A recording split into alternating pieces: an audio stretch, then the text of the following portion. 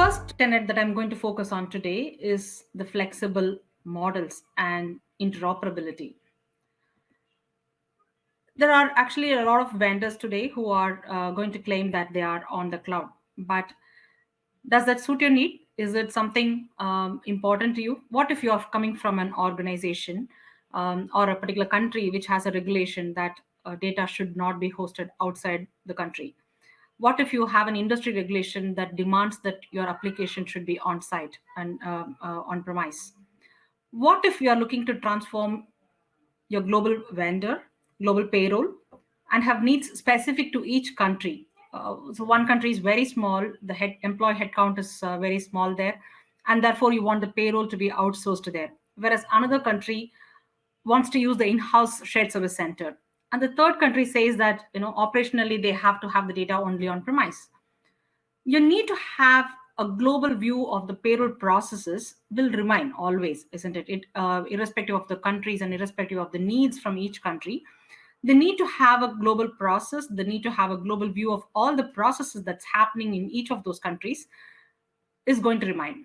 And so, can you have a vendor who is able to support you across these models and switch between these models seamlessly?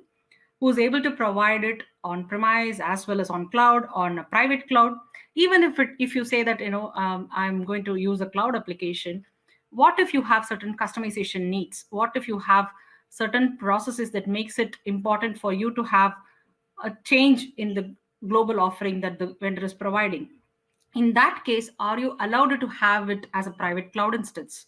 So these are the questions that you need to ask. You may want to check all of this before deciding on what is the model that you need to do. And more often than not, you probably will decide on a mix of models and deployment modes. And you may want to ensure that the vendor is able to support you across this.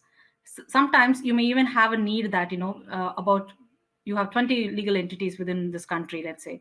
Another country you are another legal entity you are acquiring, that is your growth strategy. So based on that, when you acquire a new entity, can this vendor easily support you between these two, for a newly onboarded entity? Can he support you? What if that entity alone you want to use a managed services model, whereas for the rest of the entities you will continue to use your shared service model? Is that something that the vendor can support? These are the things that you need to think about.